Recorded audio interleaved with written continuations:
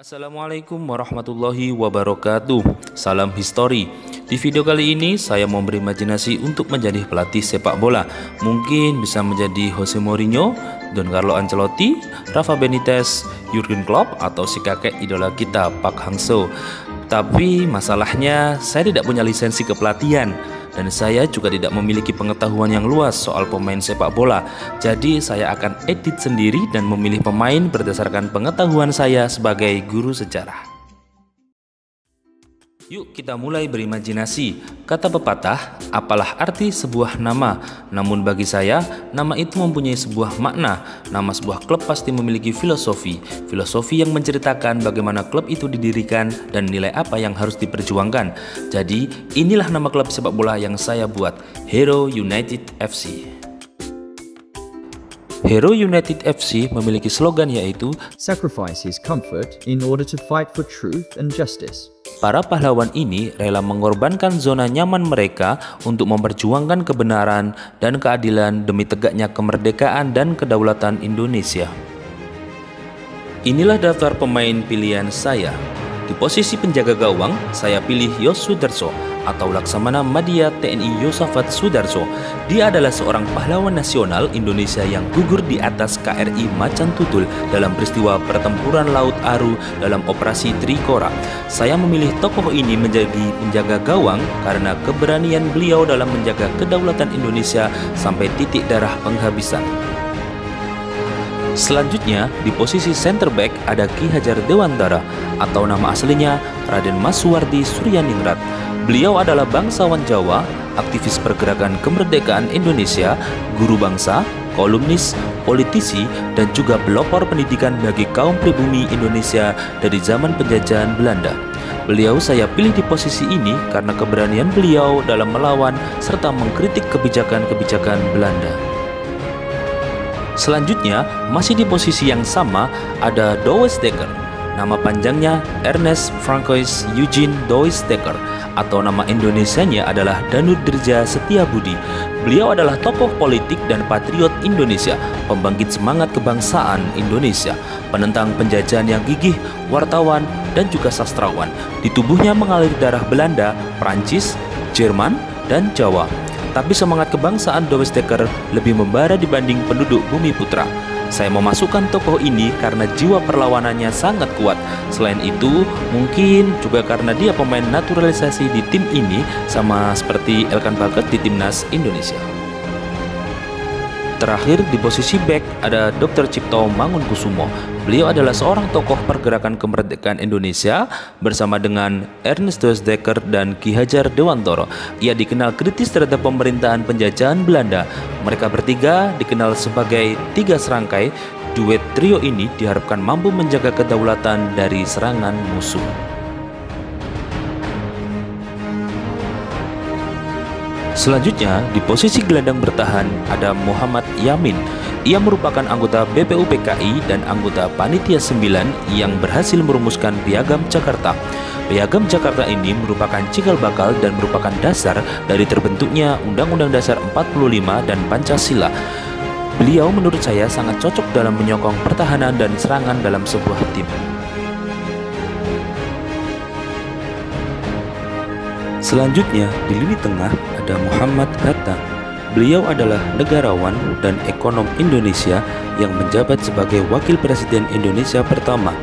Ia bersama Soekarno memainkan peranan sentral dalam perjuangan kemerdekaan Indonesia dari penjajahan Belanda, sekaligus memproklamirkannya pada 17 Agustus 1945. Jadi, sangat cocok dengan posisi ini.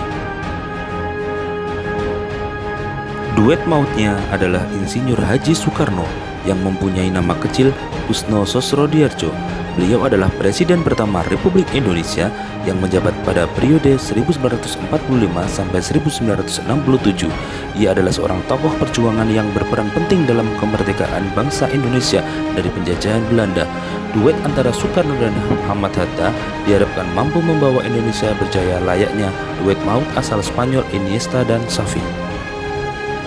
Di posisi bek sayap sebelah kiri ada Tan Malaka atau Ibrahim gelar Datuk Sultan Malaka. Beliau adalah salah satu pahlawan nasional Indonesia dan penulis buku Narda Republik Indonesia.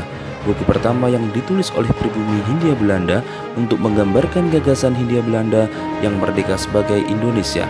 Karena itu, beliau mempunyai julukan Bapak Republik Indonesia.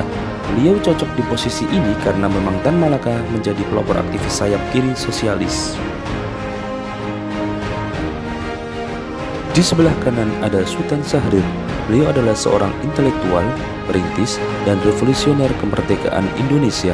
Setelah Indonesia merdeka, ia menjadi politikus dan Perdana Menteri pertama Indonesia.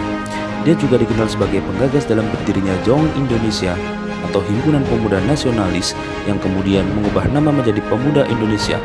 Organisasi itu kemudian menjadi penggerak dimulainya Kongres Pemuda Indonesia yang melahirkan Sumpah Pemuda 28 Oktober.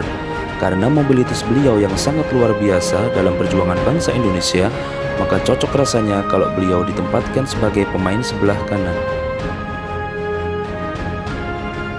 Di posisi depan ada Bung Tomo yang merupakan salah satu tokoh dalam peristiwa pertempuran 10 November di Surabaya.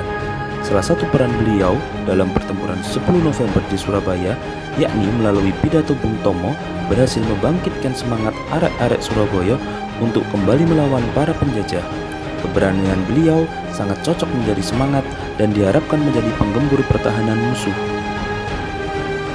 Di posisi terakhir ada Jenderal Sudirman. Jenderal Sudirman merupakan Panglima Besar pertama tentara Indonesia dan menjabat di usia yang sangat muda. Ada beberapa keteladanan Jenderal Sudirman yang harus dijadikan contoh. Beliau mempunyai nilai kepahlawanan, percaya diri, keberanian, dan kemandirian, serta pantang menyerah. Jadi, sangat cocok sekali untuk menjadi ujung tombak dari perjuangan Indonesia.